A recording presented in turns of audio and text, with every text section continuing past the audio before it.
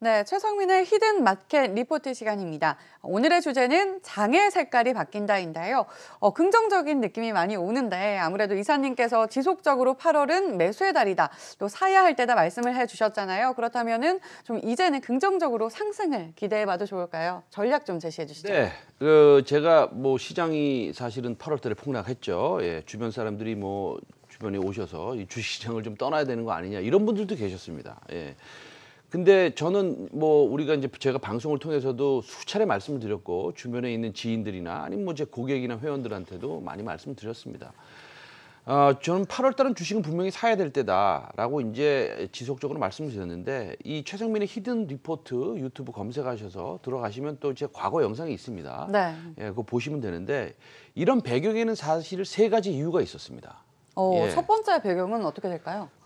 첫째는 사실은 펀드멘탈적인 시각이었습니다. 예, 화면을 한번 보여주시면 PB 차트를 보고 계십니다. 예, 지수 차트가 아니라 현재 코스피 지수의 밸류에이션 차트입니다. 예, 순자산 가치, 즉 북 밸류라고 하는데 이걸 표시하는 차트인데 왼쪽이 0.73배까지 떨어졌었습니다. 이게 향후 12개월을 나타내는 것이고 오른쪽은 말이죠, 과거의 12개월 기준입니다. 그러니까 과거 이미 지난 얘기이긴 하지만 과거의 12개월 기준은 PBR 아시죠? PBR 0.78배였습니다. 아무리 제가 이제 계산을 해보고 또 해봐도 과거 IMF 때보다도 낮은 가치로 거래가 되고 있는데 주식을 사실은 돈을 빌려서라도 살 때이지 팔 때는 절대 아니다. 저는 이렇게 생각했습니다. 물론 돈을 빌려서 사시라는 얘기는 아니지만 그 정도로 확신이 있었다는 얘기죠. 우리는 밸류에이션을 너무 신봉하면 제가 이제 만났던 홍콩이나 뉴욕의 이제 그 유명한 그 펀드 매니저 분들은 이런 말씀을 하십니다. 밸류에이션 트랩에 우리가 너무 빠지지 말아야 된다, 이런 얘기하는데 약간 전문적인 용어이긴 하지만 너무 밸류에이션을 신봉하지 말라는 얘기입니다. 그러나 밸류에이션도 밸류에이션 나름입니다. 0.73배이면 제가 2, 3주 걸쳐 말씀드린 바 있지만 우리가 금융위기를 겪고 있습니까? 저도 제 스스로를 주식 투자자로서는 굉장히 보수적으로 생각합니다. 그래도 이건 아니다라는 겁니다. 예. 네.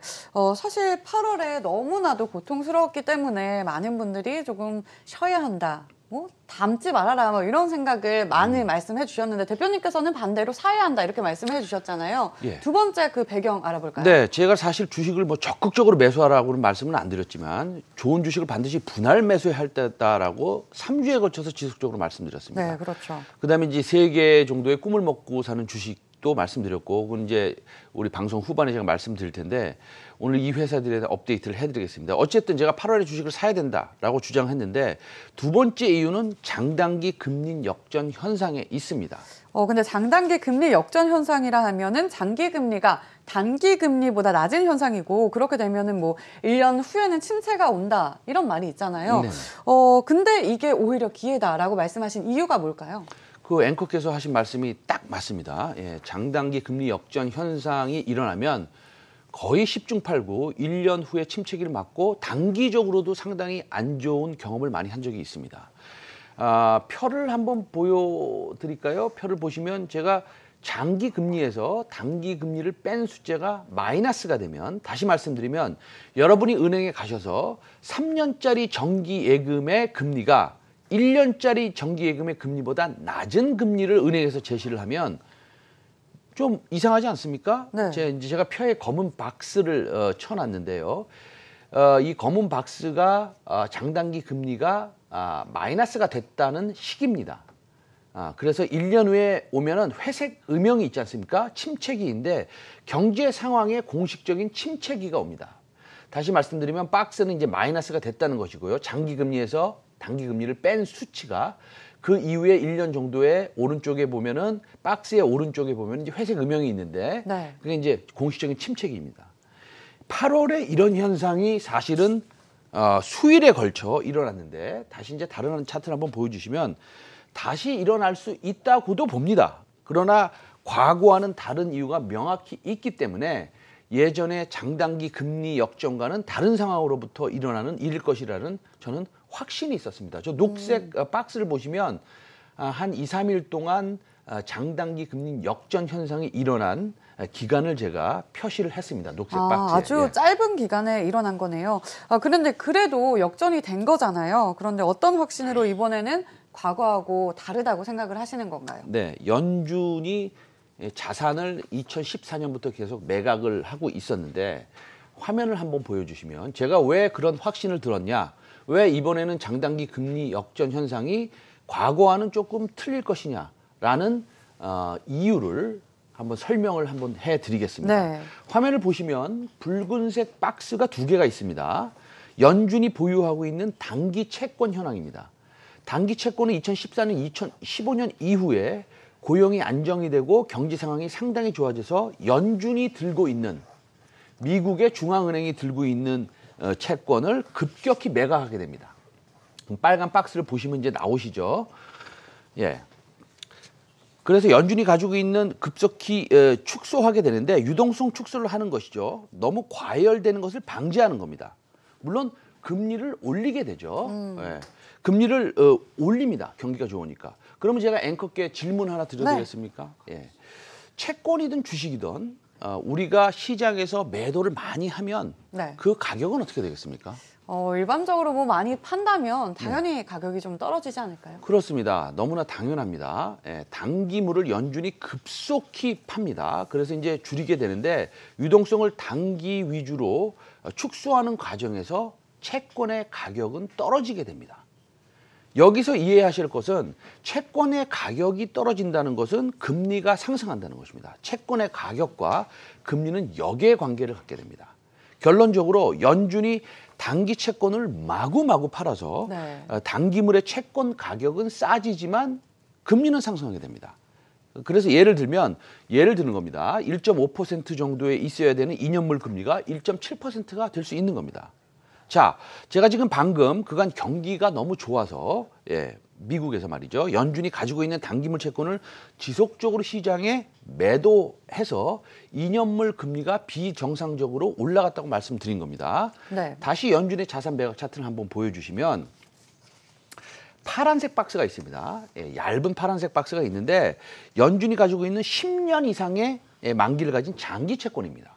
파란색 박스를 보시듯이 연준이 가지고 있는 이 장기 채권은 횡보를 하고 있습니다. 다시 말씀드리면 빨간색 박스는 매각을 해서 밑으로 하락을 하고 있는데 파란색 박스에 있는 장기 채권은 하락하지 않습니다. 그러니까 팔지 않는다는 겁니다. 그렇다고 보면 채권의 가격은 하락하지 않는 것이고 금리는 상승하지 않는다는 것입니다. 그래서 결론적으로 이 사실을 7월에 확인을 하고 근본의 장단기 금리 역전 현상은 과거와는 다르다라는 확신을 하고 8월에 시장이 폭락할 때 첫 번째 밸류에이션의 이유를 말씀드렸지만 두 번째는 8월에 시장이 폭락할 때 이때야말로 좋은 주식이라면 분할 매수할 때라고 확신을 갖고 제 와운의 회원들과 유안타증권 고객들한테 3-4 종목을 강력하게 추천을 했습니다. 네, 그렇다면 8월 폭락장에 주식을 사야 한다 말씀해 주신 마지막 이유는 뭘까요? 이 첫째는 이제 밸류에이션, 펀더멘털의 이유를 말씀드렸고요. 두 번째는 금리 역전 현상이 예전에는 틀리다. 이건 좀 이상하다. 라고 말씀드렸고요. 마지막으로는 정치적인 배경입니다. 간단히 말씀드리면 8월 중에 미중 간의 무역 전쟁이 아카일로로 치닫고 있습니다. 이제 서로 간에 추가적인 관세 보복이 있지 않았습니까? 그런데 말입니다. 제가 표를 한번 보여드리겠습니다. 이 표를 한번 보시면 물론 2020년의 대선은 11월이기 때문에 아직 멀었다고 생각하실 수도 있습니다. 그런데 전혀 그렇지 않습니다. 표를 보시면 2020년 주요 후보와의 가상 대결에서 단 한 사람에게도 우위를 점하지 못하고 있습니다. 트럼프 대통령이 말이죠. 이 점이 미중 간의 무역 전쟁이 극한으로 달하고 있을 8월에 역으로 앞서 말씀드린 두 가지 이유와 함께 주식을 사야 되는 이유가 되는 것입니다. 근데 그래도 내년 11월이면 트럼프 대통령이 시간이 조금은 있어 보이는데요. 이미 뭐 2020년 대통령 선거는 시작됐다고 보는 겁니다. 이제 민주당 대선 후보 경선에는 뭐 여러분들이 나오시죠. 뭐 존 바이든 전 미국 부통령도 나오고 버니 샌더스도 나오시고 그다음에 뭐 엘리자베스 워런이랑 매체스터스 주 연방 상원의원도 나오십니다. 여러분이 나오시는데 그리고 사실은 TV 토론회가 이미 열렸습니다. 이미 대선은 시작됐다는 것이죠. 지난 4일 열렸고요. 기후 변화를 제목으로 해서 한 10명의 민주당 후보들이 장장 7시간에 걸쳐 자신의 환경 공약을 펼치는 TV 토론을 이미 열렸고요. 그리고 또 얼마 안 있으면 예비선거가 있습니다. 네. 이 조지아주의 대통령 예비선거, 이걸 프라이머리라고 하는데요. 날짜가 2020년 3월 24일로 정해졌습니다. 그래서 뭐 내년 11월 아니냐 이렇게 생각하시면 안 됩니다. 이미 대통령 선거는 시작됐고요.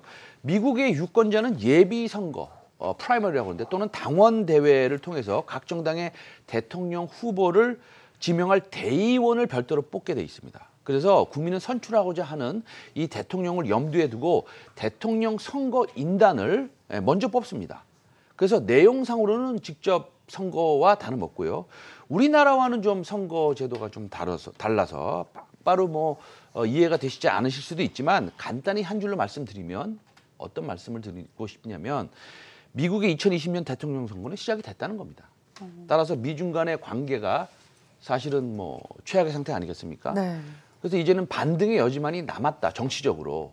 이게 바로 이제 마지막 이유가 되는 것입니다. 그래서 이 세 가지 이유를 통해서 우리 최성민의 히든마켓 리포트 회원들은 사실은, 그리고 유한타증권, 저는 청담센터에 이사로 재직하고 있는데 공포를 샀습니다.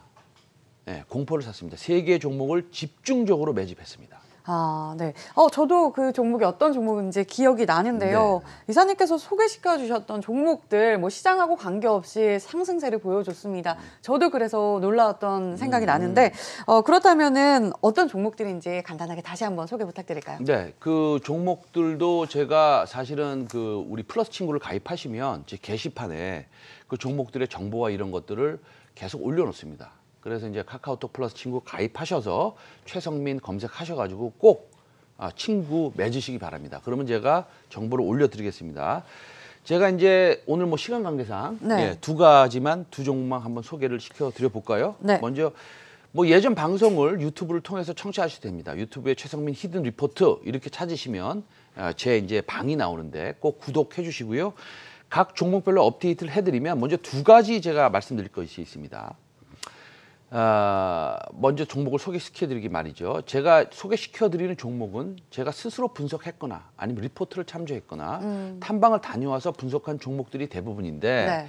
이 최성민의 히든 마케트 리포트 회원들한테 말씀드리는 종목이다라는 겁니다. 그렇기 때문에 이해관계가 있습니다. 여러분들이 방송에서 들으셔서 사도 될 만하니까 제가 말씀드리긴 하지만 스스로도 공부를 내리셔서 판단을 하셔야 됩니다. 둘째는 와우넷에서 유료 회원을 대상으로 하는 8시에서 9시까지 방송되는 최성민의 히든마켓 리포트는 전략을 매우 중시합니다. 전략을 중요시한다면 수익을 내는데 어떤 면을 조금 중요시한다는 말씀이신가요? 전략을 중요시한다는 것은, 여기서 전략이라는 것은 제가 말씀드렸다시피 8월에 주식을 사야 된다. 뭐 이렇게 말씀드리지 않습니까? 이게 이제 타이밍에 대한 논리에 대한 네. 확신이 있어야 되는 것이고요. 또 각 종목별로도 확신도가 아주 높아야 됩니다. 그리고 확신도에 따른 비중을 설정해야 되는 것입니다. 예를 들어서 뭐 5% 비중을 사서 100% 수익 또는 50% 손실 나는 그런 위험한 주식을 사서 사는 것보다는 25%나 35%의 비중을 실어서 50%의 수익을 노리는 것이 훨씬 더 전략적이라는 네, 것입니다. 당연하죠. 예. 그게 더 핵심이고 네. 전략적인 것 같습니다. 네. 그렇다면 어떤 종목을 좀 업데이트 해주시겠어요? 그럼 한 달 동안 제가 말씀드렸던 종목 중에서 먼저 인텔리안 테크를 8월에 추천을 드리지 않았습니까? 네, 그렇죠. 차트를 한번 보여주시면 8월에만 78% 상승했습니다. 와, 대단합니다, 대표님. 네, 저도 네. 이 종목 계속 보고 있었는데 네. 상승세가 대단하더라고요. 네네. 그렇다면은 대표님께 이런 정보를 받으신 분들은 수익이 굉장할 것 같은데요. 네, 그 회원들이나 뭐 유한투자증권 고객들이나 좀 행복해하고 있습니다. 예, 근데 이제 인텔리안을 간단히 다시 한번 업데이트를 네. 한번 해드려야 되지 않겠습니까? 이제 간단히 말씀드리면 인텔리안이 제2의 KMW가 아니라, 제가 간단히 말씀드리면 네. KMW가 제2의 인텔리안 테크가 될 것이다 라고 말씀드리는 겁니다. 이 표를 혹시 표가 좀 글씨가 작았는데 혹시 표가 준비가 됐는지 모르겠지만, 인텔리안 테크는 그 KMW와 비슷하다면 비슷할 수도 있다고 생각은 하지만 네. KMW는 5G 육상 그러니까 5G 중계기를 만드는 회사고요. 네. 이 인텔리언테크는 5G 위성용 중계기를 만드는 회사입니다. 인텔리언은 손정희 소프트뱅크 회장이 한 1조 5천억을 투자한 회사고요. 이 전 지구를 저궤도 위성으로 둘러싸서 초고속 인터넷을 제공하겠다는 영국 위성통신 화면 한번 보여주시면 아주 이쁜 사진이 있긴 있는데 원웹과 손을 잡았습니다. 이 원웹이 인공위성을 쏘아 올리면 지구를 전부 다 커버하게 됩니다. 그러면 지금 화면에 나오고 있네요. 그러네요. 예, 저궤도 위성을 저렇게 쏘는 거거든요. 위성을 이미 2월 초에 6개를 쏘아 올렸고요. 그다음에 앞으로 내년까지 한 650개, 그리고 순차적으로 뭐 1000개 이상 아마 쏘아 올릴 겁니다. 그러면 얼마나 많은 해상뿐만이 아니라 육상에 얼마나 많은 안테나를 세워야 됩니까? 앞으로의 매출은 사실 가늠이 되지 않습니다. 예. 사실 해상 안테나의 30% 점유율을 가지고 있는 세계 1등 회사입니다. 예, 이 뭐 150억의 영업이익을 매년 달성한다고 가정을 하면 사실은 이 위성 안테나 시장이 개화가 되면 뭐 사실은 10배의 시장이라고도 말씀드릴 수 있습니다. 원래 그 안테나가요 한 3천만 원 정도 합니다. 3천만 원 정도 하는데 그건 너무 비싸고요. 이 위성 안테나를 공급하기에는 만약에 500만 원에 뭐 10만 대만 한다고 해도 5천억이고요. 네. 뭐 40만 대를 지금 뭐 계획 중에 있는데 원앱에서는 그러면은 1차적으로 말입니다. 그럼 얼마입니까? 뭐 2조가 넘습니다. 그래서 가격이 협상 중입니다. 가격을 협상 중이고 안테나 몇 대 안테나가 설치될지 모르는 상태이니 섭불리 말씀드릴 수는 없지만 뭐 KMW가 한국에서만 그런 실적을 올렸는데 사실 이 회사는 뭐 500여 개의 글로벌 회사와 관계를 맺고 있고 원앱과 아주 돈독한 파트너 역할을 하고 있습니다. 그래서 사실 실적 추정이 너무 솔직히 말씀드리면 황당할 수 있어 미리 추정치를 말하기도 좀 부담스럽긴 합니다. 그러나 원앱뿐만이 아니라 앨런 머스크, 왜 테슬라의 회장 있지 않습니까? 그래서 스타링크는 위성을 15,000개를 쏘아 올린다고 그랬고 이미 60개를 쏘아 올렸고요. 그다음에 아마존도 지금 미국의 통신위원으로부터 10,000개 이상을 쏘아 올린다는 허가를 받아놓은 상태입니다. 그렇기 때문에 세계 시장 점유율 1위인 위성 안테나 업체인 인텔리언테크는 사실 좀 가늠하기가 어렵습니다. 그래서 어쨌든 굉장히 뭐 좋은 주식이고 8월 달에 한 78% 올랐다. 와. 예, 그렇습니다. 네, 대단합니다. 인텔리언테크 확인해 봤고요. 그렇다면 또 하나 더 관심을 가져봐도 좋을 만한 종목 하나 더 설명해 주시죠. 이제는 이제 성장주를 말씀드렸고 네. 지금은 아주 절대 가치주를 말씀드렸는데 이 절대 가치주가 굉장히 큰 성장을 하고 있습니다. 종목은 THN이라는 종목입니다. 장중 고점 기준으로 8월의 폭락장에서 차트를 한번 보여주시면 이 종목도 25%의 수익률을 기록했습니다. 제가 왜 이 종목을 좋아하느냐? 네. 사실은 2분기 실적이 150% 이상 성장했습니다. 그리고 아마도 우리가 연말까지 가봐야지 아는 거 아니겠습니까? 그러나 아마도 퍼가 2.5에서 3배 정도로 거래가 될 것으로 추정되는 아주 저평가된 종목입니다. 우리 시청자분들이 사실은 전기차에 투자를 많이 하지 않습니까? 많이 하는데 전기차에는 전기 배선이 들어갑니다. 이걸 와이어 하네스라고 하는데 기존보다 더 많이 더 고스펙이 요구되는 전기 배선, 와이어 하네스가 들어가야 됩니다. 그래서 이 배선이 일반적으로 우리가 생각하는 와이어 하네스가 아닙니다. 전기 배선 뭐 별로 부가가치 없는 거 아니냐? 그렇지 않습니다. 앞으로 전기차의 충전 시스템은 800V로 올라가는데요. 이건 현대차의 기준입니다. 업계 최고의 그 전기차로 평가받고 있는 테슬라의 전기차들도 480V를 지금은 쓰는데 이게 또 800V로 충전하는 차가 한 이틀 전에 또 시장에 데뷔를 했습니다. 그게 이제 포르쉐의 타이칸이라는 차입니다. 어쨌든 간에 이 시스템을 통하면은 20분 충전으로 400km를 주행합니다. 사실은 우리가 전기차의 단점이 뭐였습니까? 충전 시간이 너무 길어서 그렇죠. 이거 뭐 밤새 충전을 해야 되고 아니면 고속도로에서 사실은 충전이 뭐 그렇게 이제 준비를 잘 하셔야겠지만 놀러 가실 네. 때 그래도 우리가 한 30분, 1시간은 기다려야 되지 않습니까? 그래서 그렇죠. 20분 충전을 통해서 400km 간다면 얼마나 좋겠습니까? 이게 이제 한 75% 시간이 절약되는 겁니다. 그래서 눈치가 빠르신 분들은 이미 아시겠지만 800볼트의 경우 400볼트 기준의 전기차 부품 대비 훨씬 더 높은 스펙이 요구되는 그런 전기차 배선과 일반차 SUV의 배선을 만드는 회사고요. 다시 말씀드리면 2분기에 150% 성장을 했고 퍼는 아마도 2.5배에서 3배 사이로 거래가 되지 않을까 이렇게 생각하는 아주 굉장히 초극 저평가되어 있는 종목이지만 또 성장도 엄청나게 하는 그다음에 미래 잠재력도 있는 전기차를 통해서 그런 THN을 한번 소개를 시켜드립니다.